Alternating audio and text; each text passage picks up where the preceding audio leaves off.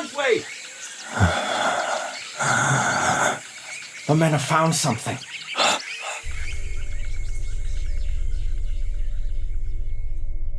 Previously on the Cracked and Crook'd Manse. Mr. Dodge, there's no need for the police. I couldn't help but overhear as we came in. Why, Mr. Palmer, the good Dr. Bergman, and myself will readily be your first form of investigation. The long and short is we haven't heard from Mr. Cornthwaite in quite a while now, and we're getting awful worried. As Miss Rose here suggested, I would like to have a quick look at those accounts, primarily because I was actually Mr. Cornflakes. He actually he tried to I'm sorry. Coming back, only passage was booked for one person. That's not good. 30 years ago, there were a series of very unpleasant murders. But that's not why we call it the Fitzgerald Manse. The Fitzgerald Manse, that was when it was built. The Fitzgeralds built the house. This is why people think it's a curse. Because 30 years before the Cohen murders, there were the Fitzgerald murders. No, the books begin tumbling down, and you can feel his breath. Can you give me a sanity roll? Oh, fuck me. That's a fail. You lose a point of sanity. Your muscles spasm, and you fire.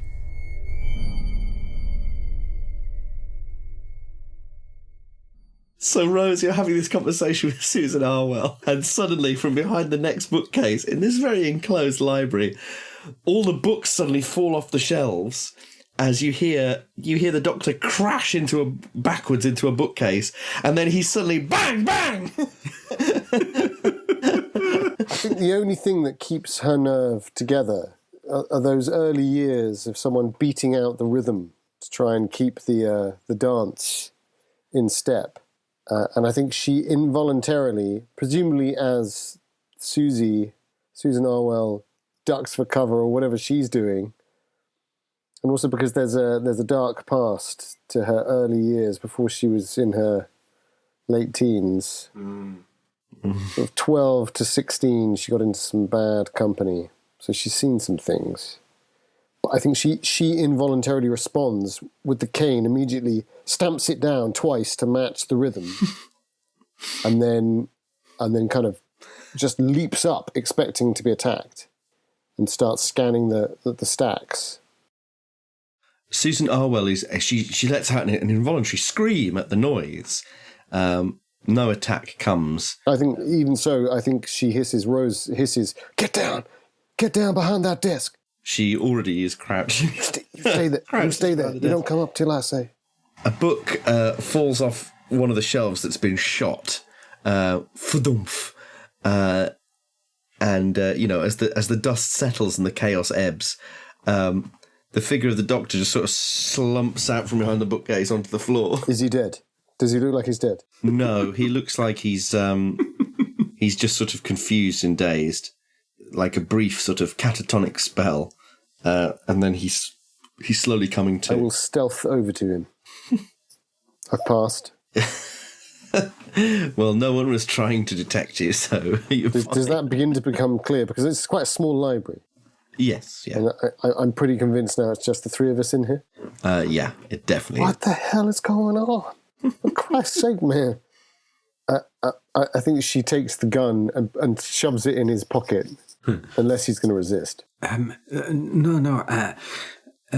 My dear Rose, I'm so sorry. I think I may have had an episode. If you would be so kind as to get this bottle out of my pocket. Of course. I'll look for the bottle. And I take it. Does it look like vodka? Yeah, it's a hip flush. Yeah. So. I'll unscrew it, take a hit, and then pass it to you. Thank you, very kind. And I take a little swig of that, and I say, I believe I may have had an episode. It has happened before. It's nothing to be concerned about. I need to perform some psychoanalysis on myself to understand why this has happened, and ensure it does not happen again. If you give me 5 minutes, it shouldn't be a problem. I just need a bit of peace and quiet. And I'd like to do some psychoanalysis on myself. What, to work out why you went mad? It's more habit than anything else. But yeah, basically. Unfortunately, I cannot tell what happened. I assume it's just a reaction to the stress of the situation and the atmosphere. I think maybe some fresh air is all I need. I think I will step outside. Susan Arwell is just like, wait a minute, you've damaged the property of the library. We who's going to pay for this book? Oh, my apologies, but do not worry. The Dodge brothers said they will cover any expenses we have. This will be covered by the Dodge brothers. And so it begins. I have as a souvenir or keepsake from my grandfather this service pistol, the Luger, and it is temperamental, and sometimes it has a habit of going off by itself. Don't worry, it's not loaded. It's just waving it in her face as you show it to her. It's only loaded with blanks. It's nothing to worry about. I apologize for any concern. Could I do a persuade roll to try and convince her that she doesn't need to call the police? Yeah, okay, sure. I'd need a hard success. No, I failed. She just sort of like looks at you sort of bewildered and says, okay, I'll write to the Dodge brothers then. And as you step out of the library, you bump almost straight into Sebastian Palmer. Hey, where's lunch? Just before I leave, and as I'm sort of helping him get up, are there any nice-looking small volume books? Yes, sort of scattered on the floor. I'll just take one and put it in my pocket. I won't try and hide the fact that I'm doing it. It's not a sleight of hand. I do sort of humorously say that to the doctor as he emerges, and then sort of maybe catch a whiff of him looking slightly disoriented and realise, you should never tell jokes. Remember, you look hideous. Slap myself on the wrist. I'll say, well, just to go back, Rose, you're picking up a book without trying to hide the fact. But I'd like to do it way back, because I had no agency over the action of the response to. But as soon as I knew that he was well, and that he was heading over to talk to the librarian, at the nearest opportunity, I'd like to take one of the books on the floor. But she might have seen me do it. That's true. But I would only do it if she was engaged in another activity, because then it would be a sleight of hand check, and I wouldn't openly do it in front of her if it's sleight of hand. Oh, okay. Well, in that case, you can manage. You can make me do a. No, if you're doing it while she's having a Luger waved in her face, then it's a response to stress. She's stealing something as a response to stress. Yeah. Okay. That's fine then. Yeah. So you're all outside then. Did you find anything interesting? I think we did. I think we found out that Dr. Bergman here is awful jumpy when it comes to things on bookshelves, I guess. I can only apologize. I think perhaps sometimes the dust spores inside a book can give you quite a violent reaction in terms of the mental stimulation. I think perhaps I got a nasty experience from the book, and can I do a maybe the gun went off while he's doing this? Scientology. Scientology roll, please. Do I see Lord Xenu? No, could I... you need to pay £500 to do a Scientology roll. Sure. No problem. Yeah. You're Sigma Brainwave Delta now. I want to see if he's obviously sort of lying about... 20 on... What's my second? 45. So a hard success. I mean, yeah, it sounds like he's telling the truth that he's been sniffing books. Oh, okay. So I don't get any impression that he's trying to cover up the fact that he's like a user of hard. I mean, there's drugs. a bit of that, yeah. Yeah, I think so. Okay. But on this occasion, I've told you basically the truth, which I sniffed a book. Right, I see. Yeah. That's very true. That is very true, isn't it? Yeah. So actually, okay, that's an odd thing. I didn't know they sort of printed books from mycelium or whatever the fuck he's been sniffing. But why don't we grab a sandwich and head up to the house? What do you say? That sounds like an excellent idea. We can talk en route. Would be a good idea. Let's get some coffee too. Yeah. As you're walking across the green there, a man is running over. Whitford.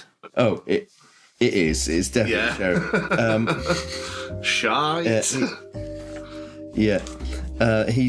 He's sort of 60-ish. He's a solidly built guy. I imagine he looks a bit like Tommy Lee Jones in No Country for Old Men. You know, he's got a collar and a tie, a dark jacket with his sheriff's badge. He's sort of got quite a grumpy face on him. He's just coming over and he says, "Hold it right there." Has he pulled a gun? No. Oh, right, okay. He says, "Who are you folks and what are you doing in a Gamwell? I can't help but notice you're coming out of the library just now. It sounded like there was some commotion." Nothing that Susie can't handle. Forgive me, my name is Madame Demian. This is the good Dr. Bergman, and my friend here is Mr. Sebastian Palmer. We're here looking into the business of the Cornthwaite situation, Sheriff. I know Arthur. Cornthwaite situation? Well, yes, he's not turned up to any of the municipal arts meetings, and it's been noticed, and now the Dodge brothers have asked for, before the loss adjusters arrive, some friends have been asked to see whether we can make a difference and find the gentleman in question. It seemed the right place to start was here in town. Well, won't you walk us to a coffee? I hear there's a good one just here. I'm all right for coffee, thank you, miss. It surprised me. Most policemen want a coffee, especially at this time of day. Well, I've got a lot on my plate right now, and I don't have time to escort you around the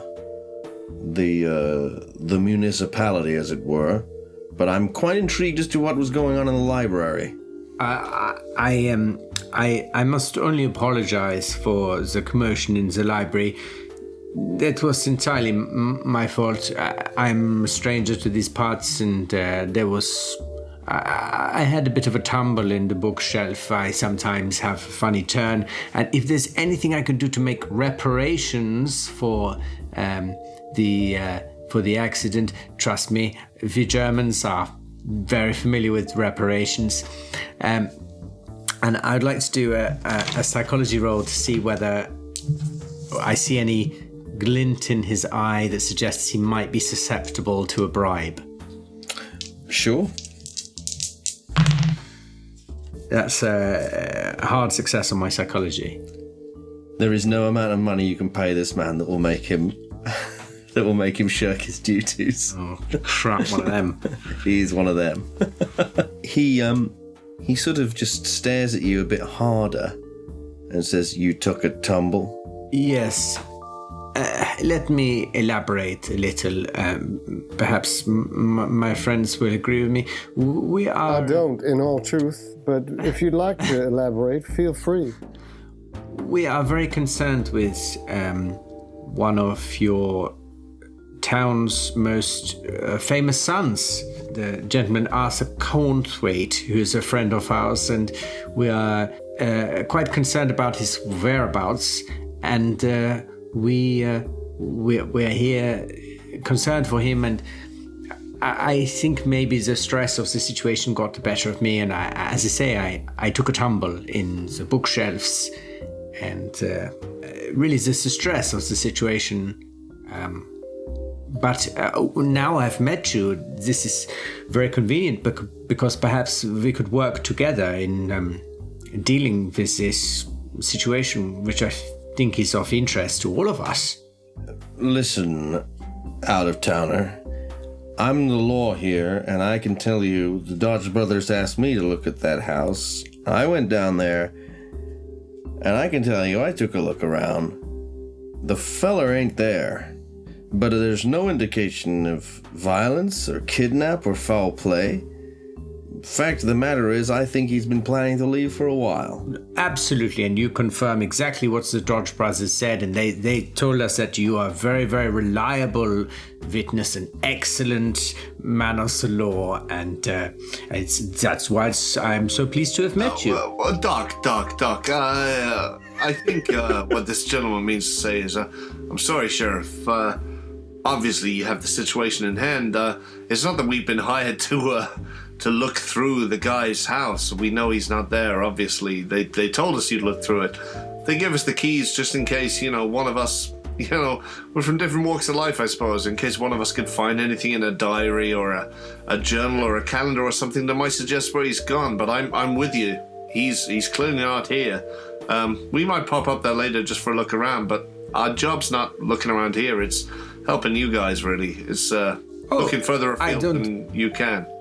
I don't believe I ever even mentioned the house. I cannot speak for anyone else, but I have no interest in looking at the house at all. I know, but the sheriff here mentioned that he'd had a look. Of course. He wasn't here. I was just saying, I know we've been told that. We agree. We're not here to do over your own research. We're just here to... Yeah. Listen, you're welcome to look around these... expecting to find whatever, diaries, the paper trail. But I'll tell you what I know. The fella, he got rid of everyone who works at that house. One by one. For the last, well, God knows how many weeks before he disappeared. All out of towners, by the way. Like yourselves. He's been planning to take off for a while. He's got the money. Why does he need to ask his lawyer's permission? This whole business is ridiculous. If you find him, sure, you take that lawyer's money, but the law around here has bigger things to worry about. Sheriff, I completely agree with you. And this is kind of what I was trying to say. Hey, I ain't turning down work. Whether or not these solicitors, lawyers, law people, whatever you call them, they want to pay us, hey, we're going to have a look about. But I completely get you. He's probably just jetted off to Antarctica or someplace like that. I mean, the guy's got money. Jet? I'm a workers' man myself. I'm a union man. And it kind of worries me what you're saying about he was letting his staff go one at a time since he got back. Are they locals? They were out of town, as you said? What, drifters? They were out of town. No, they were talking drifters or just working men? I don't know who they were. Gardeners, cleaners. But when you say you let them go, they just one day no one saw them anymore. Well, I'm pretty sure I don't know. So one day his house is really active. There's loads of gardeners, there's cleaners, there's butlers, there's chauffeurs, everything. And then one by one over a week or two, they all disappear. I'm just trying to get the sense of this thing. Yeah, pretty much. That was the gist. Yeah. And none of them are seen afterwards? You don't see any of them hanging around the... if only there was such a thing as a job center, right? That'd be really useful. But I guess you don't see any of them hanging around the bar, bemoaning their loss of work or going to the library to see if they can look up the number for someone else who needs gardening doing. They just... The bar? The milkshake. Well, the bar first, the library second, maybe. The milkshake bar. He means the milk milkshake bar. He means the milk bar. Yeah, we ain't got no milk bar out here. No. To answer your question, no. I ain't seen them. They disappeared. They left Gamwell. There ain't nothing for them here, I guess. Without Cornthwaite's money. Well, if you're going up to that house, yeah, you do what you like. Just don't make a mess. No, we wouldn't. Do you still have papers of your own up there, or you still got stuff that you're working on? He just stares for a very long time. And then he says, you could say that, yeah. There's some unfinished business in this department. I see. Is it fair to do a psychology roll on that stare? Yeah, I think so, yeah. Got a bad vibe off it? Yeah, I failed completely. So I don't notice anything. Everyone else is welcome to do psychology rolls as well if you're listening to my tribe. I've already done a psychology roll on this guy, so I think I might be... I'll give it a go. I'll give it a go. Oh yeah, really good. 10. He has an intense distaste for that house. And, Rose, you've seen the newspaper clipping, so you know that he was there when the Kerwin murders happened. Oh, 18, and his unfinished business is potentially... I'd missed that. So this was a good... Arthur Kerwin, yeah. Do I get the impression that he's very... That's a very closed thing. Yeah. He's not forthcoming with any further details about what he means. But he's proud of his job, so I'm going to go for it anyway. One moment, Sheriff. Is it the Kerwin murders that haunt you still? Forgive me. That house... I had to go into that house. I had to get those bodies out. It doesn't matter who lives there now. If I ever go in there, all I see is the blood, and I hope that bastard's still alive, so I can shoot him down like the dog he is. Enjoy your stay in Gamwell. And he turns and starts walking away, and then he stops and turns back and he goes, one more thing. Where were you all last night? Well, I was, Sheriff, as you said, we were out of towners. I only from a few miles away myself. You know, just past the Great Lake, just around that corner by Massachusetts, the little town there. Massachusetts. I'm just by Massachusetts. We're in Massachusetts. This is just me being a dickhead. Yeah. I'm basically trying to say I don't know the map, so I'm just saying I'm from a town just over. And actually, I work there. I got a young family there. So I'm a local boy to a certain extent. But you can ask my wife, Rosie. I was with her all night. He says, so you all have... So you got here today? We all arrived this morning at the request of the Dodge brothers. So you all got witnesses for where you were last night? Yes, but would you mind telling us why you're concerned with last night in particular? Was there a strange event? Give me a persuade roll. Yes. Well done, man. That's a hard success. I could make it an extreme success if that would help. No, a regular success is all you need. He says, you could say that. A little local matter. Seb Watkins lost a horse last night. It was valuable to him. It must have been taken some time in the night. There's a lot of heavy dew on Watkins' property this morning. Oh. And not elsewhere? Well, any tracks would have easily been seen if it had been taken in the morning through the dew. Ah, I see. I thought you were implying that the dew was heavy on that property and not elsewhere, suggesting some localized weather phenomenon. I don't know about that, but his dogs didn't hear anything, so someone took that horse. At least you asked them. Just let that hang. I'm not going to talk, Sheriff, until I get another cigarette. Smoke all the cigarettes you want, Rufus. You're not going anywhere till you start barking. Brother. Love it. Why'd you kill the horse, Rufus? Why'd you kill the horse? I didn't kill no horse. I'm a good boy. Do you feel that does Seb Watkins have any connection to the Cornswaits? Well, they're neighbors, but that's about it. Well, if you can call them neighbors. Can you call them neighbors? But you just did. Well, there's a lot of land from house to house around these parts. I see. But they are closer than any other houses. I guess. I understand. These areas, a neighbour can be, 10 miles from each other? You just ride around to borrow a cup of sugar. It's fine. It's the way it's done. Well, Seb Watkins can't be borrowing no sugar without no horse. No, true. Think on that. Poor Seb Watkins. And he just walks off. Yes. Thank you very much for your time and help, and thank you for not arresting me for shooting up the library. What? Mumbles into his hat. That was just half an hour of distraction, so he didn't arrest us. Well, I suggest we maybe get that sandwich and compare notes. Yes. Are we right next to the sandwich? I just want a coffee. I don't want a sandwich. I wouldn't want to be confused with any of my other characters. Yeah. Yes, you all get a sandwich and fill each other in on the details. 3 Rubens. Yeah, with extra cashew. I don't really eat, but I sort of nibble the edge of my sandwich. She doesn't even I touch finish it. everyone's left. You eat 3 Rubens, basically, I eat 3 Rubens. and pass out.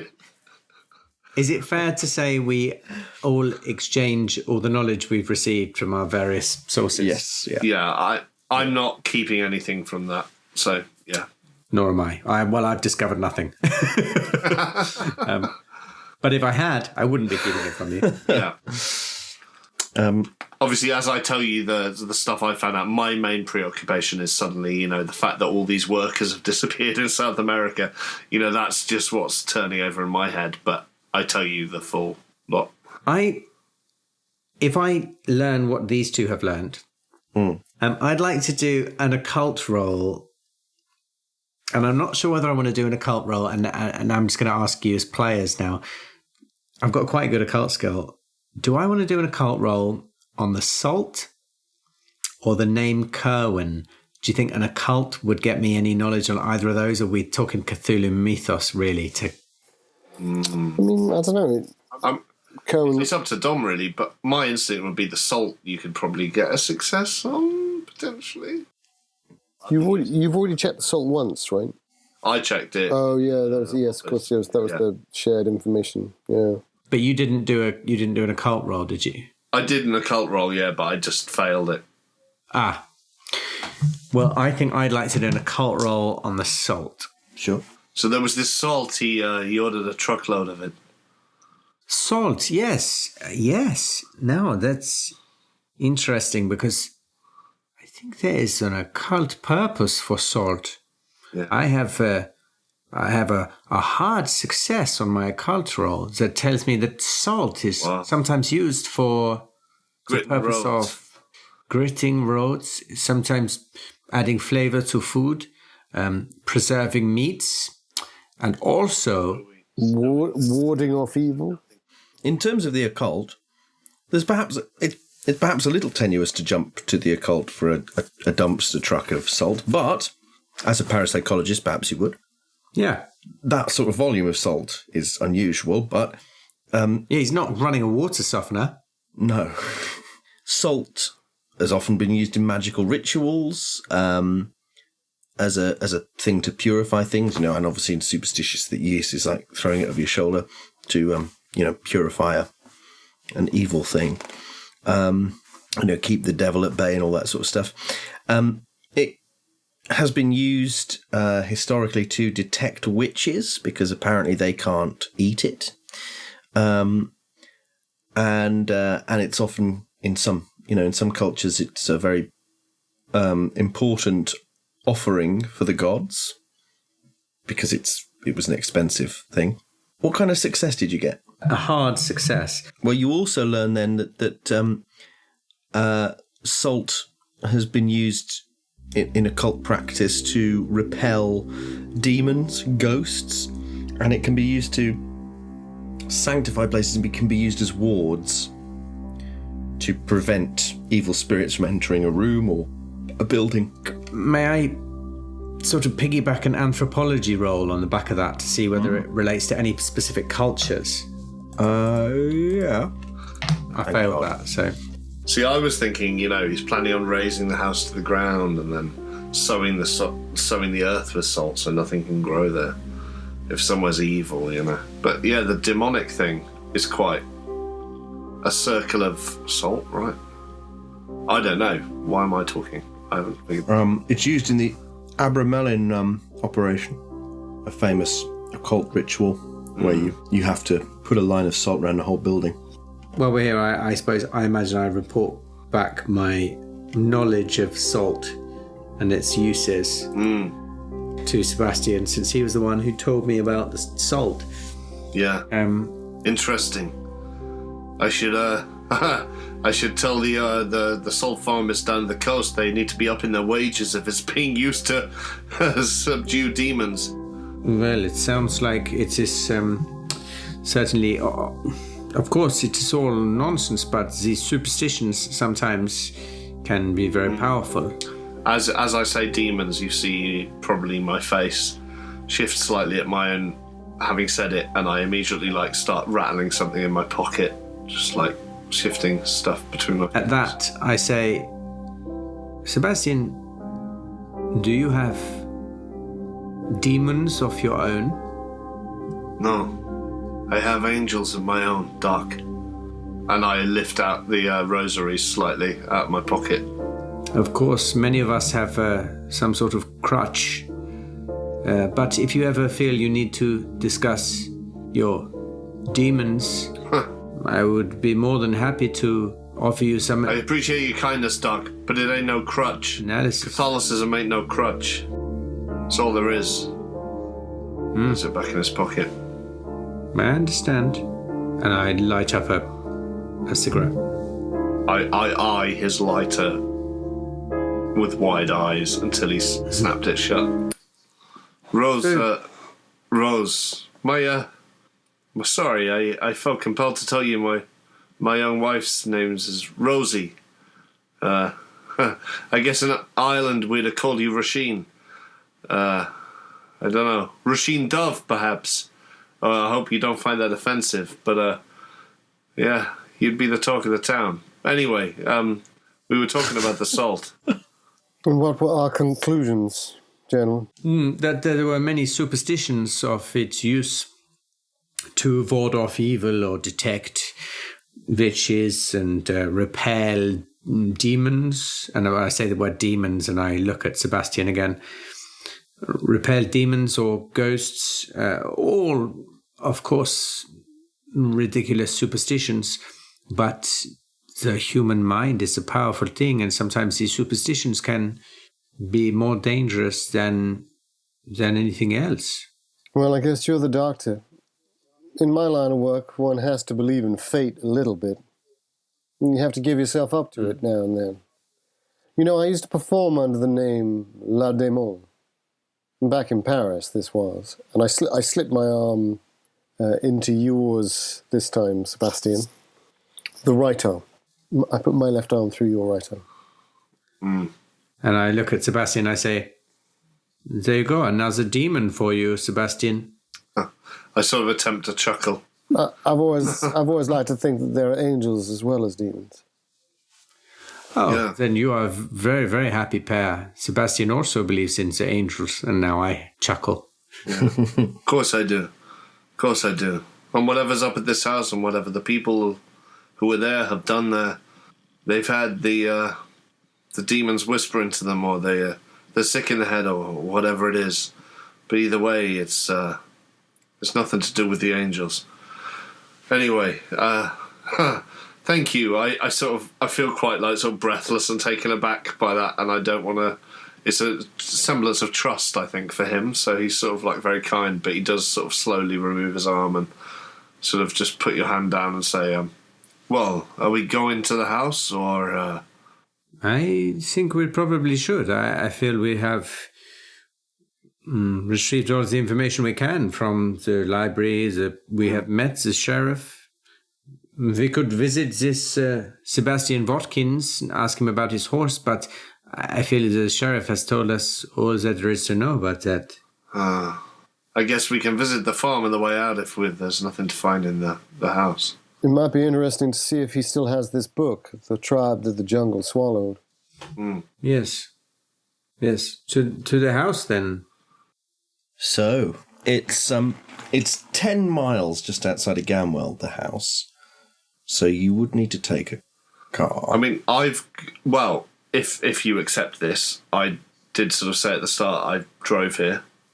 I imagine because I work around cars a lot. It's probably an old banger, as much as an old banger can be an old banger in the 20s. It's still relatively new for an automobile, right? But it's, maybe one that I've just built from scraps or one that I'm working on at the moment, and I've sort of got permission to take it to go and snout out this job. So if that's all right, I'd probably offer to drive the others. You drive out of Gamwell. Yeah. I've got neons under the wheel rims. Of course you do. It's quite isolated out here. Like each, as the sheriff mentioned, sort of each house is quite far apart. But sure enough, you come up to this this high stone wall that surrounds the property, and you can see this is clearly the place. It's topped with iron spikes, and there's a big gate. As you come up to the gate, you see that it is, you're going to have to get out to open the gate. And as you're driving up there, these black and grey clouds scud across the sky.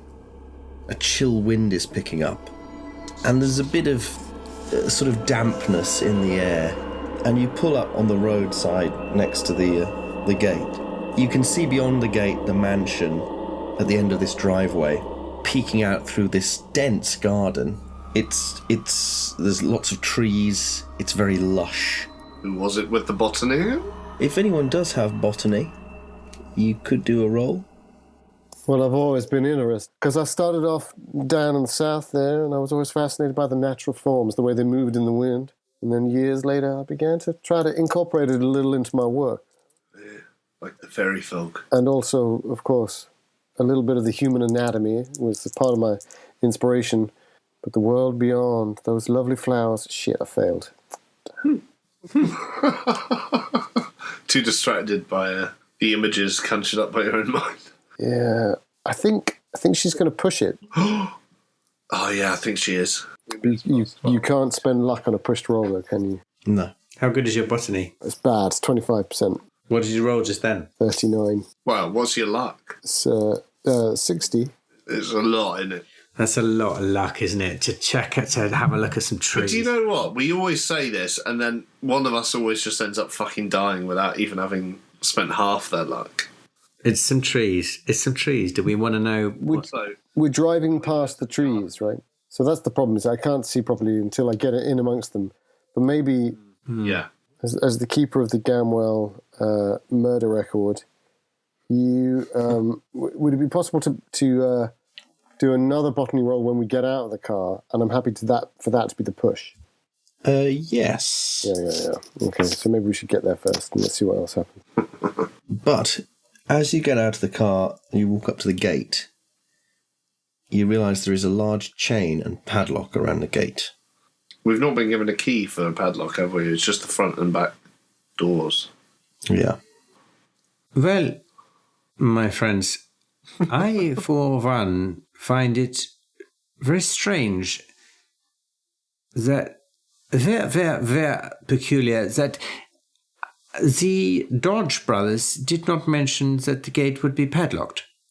They said it would be rude for them to have entered the property. They did not say the gate was padlocked, we could not enter the property. No. What does that tell you? Can I have a look at the padlock? There's no, does it look... Obviously, from a chain and padlock, you won't be able to tell if it was put on yesterday or, a couple of weeks before, but there's no markings on it or anything that make it look official. It's not. No.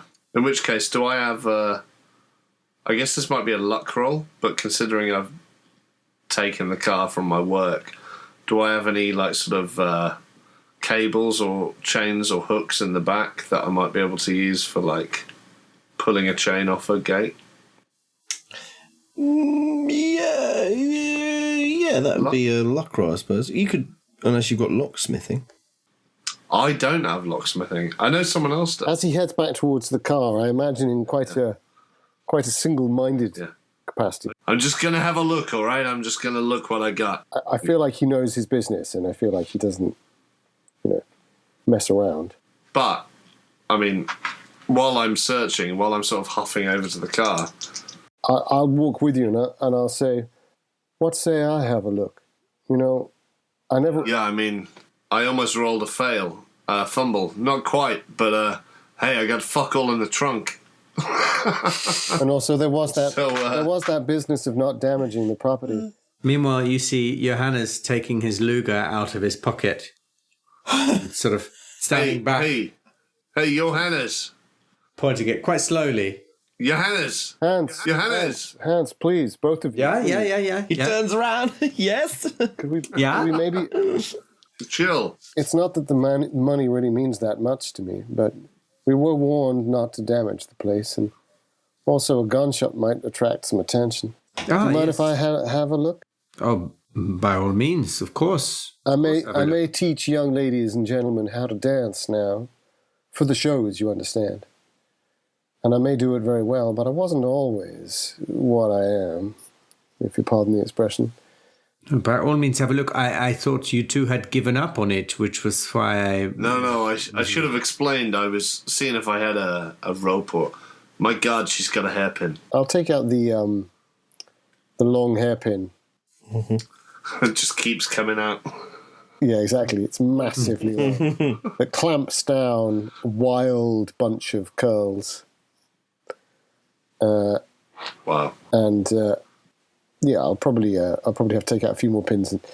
But with a couple of pins armed, I will try the locksmith roll. Now, this is a Southern Charm locksmith roll, so I get a bonus, right? Love it. If you need a little something for confidence, I may be able to help you out. I think that might actually distract me. It's not as good as I thought it was in my mind's eye. Regional charm rolls are a great. Okay, I'm going to spend 3 luck. First luck, and I'm going to pass that roll. 36. Nice. I'm going to take that down to 33. Nice. Sick. So it clicks, clang, the chain comes undone, and the gate, it's got, it's really damp at the moment and kind of like everything's dripping, and it... So they're big gates. Yeah, big gates. You can drive up the driveway if you want to. It's wide enough. You ever indulge in any industrial sort of sabotage or anything like that? Well, no, of course not. Unless you need me to. And she winks. The wink sort of takes me completely off guard because people don't usually wink at someone who looks like me, and I sort of and then sort of turn back around. Yeah. But the gates are open, right? They are. Should we drive or walk?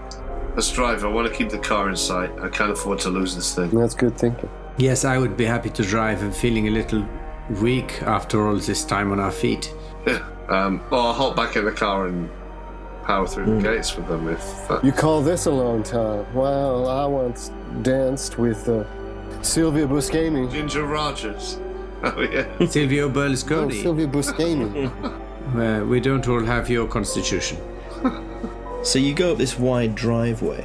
As you drive up it, there are these sort of ill-defined paths leading off that it's quite overgrown. The garden is wild.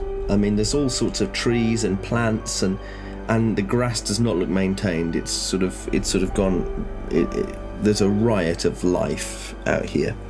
Everyone can give me a spot hidden as you slowly drive your way up the driveway. As I look up, I say, I'm all for workers' rights, but if their gardener still works here, he needs firing. I've just passed my spot hidden. Oh, just missed it. Yeah, I've missed it by 12. So only the doctor passed there. So the doctor's maybe sat on the correct side of the vehicle for this, on the right-hand side. You over to the right as you're driving up. You can see poking above the trees, or through the trees, you can just about make out this little structure. It's perhaps some sort of shed. Something about it, though, is very sinister to you. It seems almost like it has a sort of... The way it's sort of squatting there in the darkness between the trees resembles almost a kind of like a evil little face. Oh, well, sinister, evil little face, that sounds like a very human analysis of something which is a physical structure, has no particular value, attaching a value judgment to you cannot give personality to a building. Nonsense. That's what you tell yourself. And that's what I tell the others when I say, look at that building, which I suppose you think that's evil. But Bergman it's not, it's the building. Bergman is a genius. He is decades ahead of his time. That single analysis. If you just genuinely say that out loud, I say, yeah, I suppose so, but you got to think of the workers, right? Who built the place and who designed it to look that evil. You know? It ain't just about a building looking evil. What if someone wanted it to look evil? Sebastian Palmer, you are a very intelligent man. I don't guess it to look at you. That's very profound. Thank you. There is, I mean, the grounds are enormous. This is like a private woodland practically, but the immediate surroundings of the property are this sort of ornamental garden. The stone benches. There's a fountain, planters, and there are some, willows, cherry plums. There's all sorts of different trees, but like I say, overgrown and somehow kind of threatening in the way that it's sort of gloomy and wet and glowering. Nature is Satan's church. The house is sort of sat in this sort of dark, dank, green overgrowth, practically. Would now be a good opportunity to try that pushed botany roll. Yes. I think what she does is, I think pretty much wordlessly, as the other two have just finished their quite complicated exchange about psychoanalytical genius, and I'm assuming we've stopped the car now. Yeah. In order to have a look. But we're not necessarily out of the car. For the sake of the record, I will pull up round the fountain if that's in the thing. Or either way, I'm going to be facing the car back outwards. Yeah, sure. To stop, just from instinct. But as we get out, I think I hand my my stole, which I was wearing over my elbows previously, but of course I wrapped it around as it got a bit wetter and damper and colder. But I hand that, and the cane and the hat over to Sebastian, and I say, look after these for me when you share, just for a moment. Of course. And then she sprints up to the nearest tree that she thinks can take her weight and climbs it for a view of the area. The tree is very wet. Would you like me to do a climb roll? Mossy. Actually, yes, a climb roll would be great. While she's doing a climb roll, can I quickly do a zoology roll to see if I recognise the animals these things are made from? The animals that what are made from? Sorry, the clothes I've been made to carry, the stole and the. Oh right. I was assuming they were fur. Well, there's a fur stole, there's a cane, and there's a hat. Success. Badgers. It's all badgers. No. It's a classic badger stole. Why wouldn't you have a badger stole? Wow. You stole a badger? Where'd you steal a badger from? I mean, I think it's probably a mink, isn't it? It's a mink that stole. Seems more likely. Rather than a coat, it's a mink stole. Or Angora rabbit. Fox is, or maybe a fox stole. Yes. Oh my God. Yep, done it. I've passed my botany. 18. Of course it is. It's 25. I know what my botany is. The moss on this tree is thick and spongy and very wet, slimy. But you managed to sort of climb. Oh no, that was my climb. That was my climb check. I don't know what my botany roll is yet. You were making me do a climb. Apologies, governor of the. Fine. No, but I think it combined. If that roll would that have passed on climb and botany? Yes. Oh, then that's fine. So yeah, you climb up and it gives you an opportunity to have a real good look at this tree, the moss on it, and you get to survey some of the trees in the nearby area. The odd thing about this place is that some of these trees, everything seems very natural, but a number of the plants and trees are tropical. They seem to be thriving, but it's not really the right sort of climate for some of these plants. So whoever was his gardener was pretty good. And those gardeners on the books. And everyone's welcome to make a listen check too. Hard success. Fail. Fail. Thank God he's here.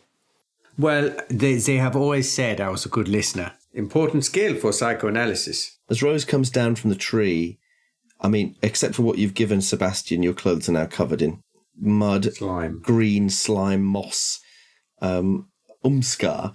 How disappointing. And it's quite cold and wet.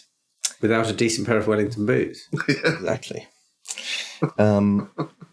I'll get to what the Doctor experiences in a moment, but you find yourself stood in the shadow of this mansion, this storied and two-story mansion. It is silent, shuttered and brooding. There's ivy clinging to one side of it. It's kind of still masked by nearby trees.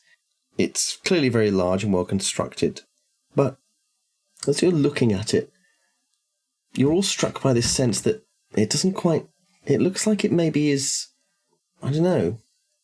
It's one of those weird things where you look and think that's not flush. It looks like it's... Like there's something slightly crooked about it, but you can't put your finger on what. And as you're standing there in its presence, contemplating perhaps whether to go through the front or the back, the Doctor becomes distracted by the sound of silence. Despite being in practically a private woodland, there's not a single chirp from any bird. All you can hear is the wind. And nothing else.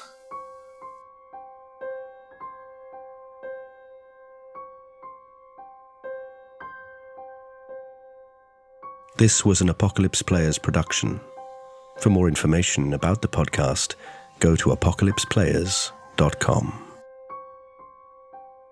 Thanks for listening.